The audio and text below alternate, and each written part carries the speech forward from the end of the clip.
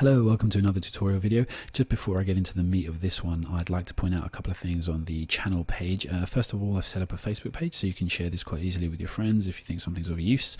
Secondly, I've actually set up a Twitter account so you can ask me things publicly rather than through messages. That makes it a lot easier for me, A, to reply to you, and B, it's always there for people to actually look back over questions asked and answers rather than them being private ones. And also, most importantly, I've actually put a list of all the WCS tutorials that I've done. So if you click on that, you'll actually see a list of everything. I've split it into literature, poetry and language, and I'm going to be adding to them daily. Currently I do a lot of my focus on AQA, but I'm going to start doing a lot more OCR stuff. If there's anything else that you want to see added, etc., then just get in touch in any of those modes of communication and I will see what I can do.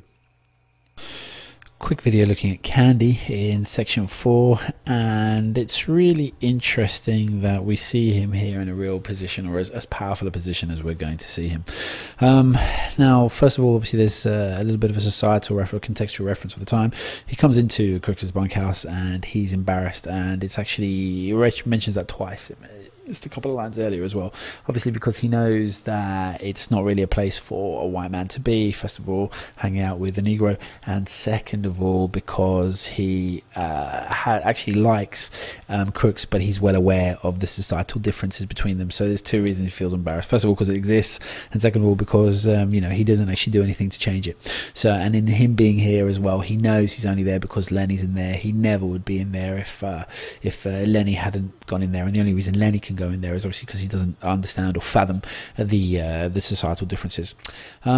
When Crooks actually kind of mentions something regarding the way the dream is going to fail, he gets very offended, and so he rubs his cheek angrily. He says, "You're goddamn right, we're going to do it." So obviously two references there, the fact that he does it angrily and the fact that he says, "You're goddamn right, we're going to do it," it shows exactly how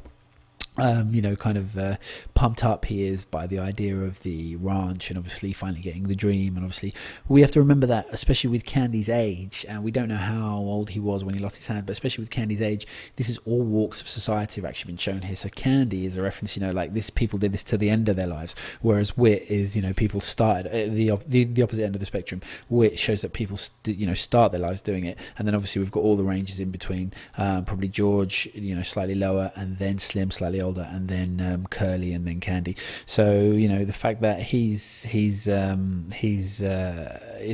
actually stressing it so much because this means so much to him. He's probably worked doing the job he's doing for like 30-40 years, so try and stress, if you do get into analysing this, that for him it means so much more than just moving house. It's a complete change of way of life, something he's been a slave to for 40 years, and obviously kind of the unity he feels so quickly in the shared dream by the fact he's saying that we're going to do it.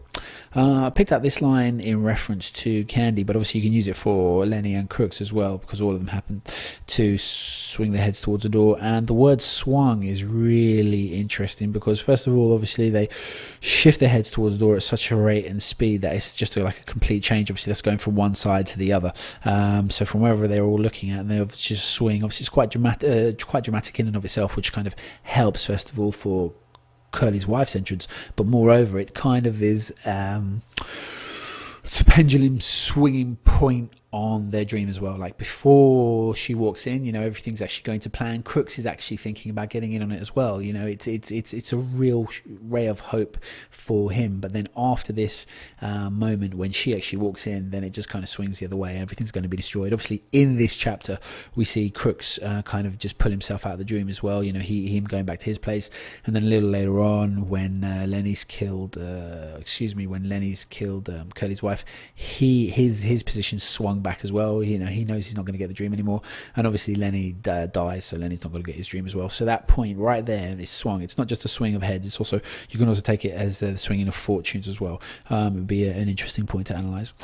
And here Candy says, just again shows his insight and his understanding. He says to Curly's wife, well, if you know, why are you asking us where Curly is? So he's putting the the focus directly on her and her negligence, and making it very clear to that she is just flirting. There's no reason for her to be there, etc., apart from to try and get other people's attention. And obviously in that he's showing us exactly what he thinks of her.